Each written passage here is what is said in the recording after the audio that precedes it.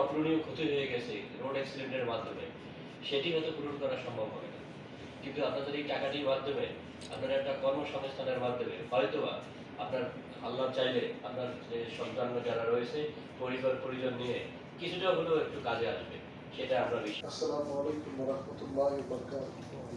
শুভ অপরাহ্ন। আমি ডাইরেক্ট চলে যেতে চাই আপনাদের কথার বিষয়ে। প্রথমে আমি আপনাদের কাছে একটু ক্ষমা চেয়ে নিচ্ছি, আমি একটু ভিন্নভাবে পৃথিবীটাকে দেখি, এটার জন্য আপনারা আমাকে ক্ষমা করে দেবেন।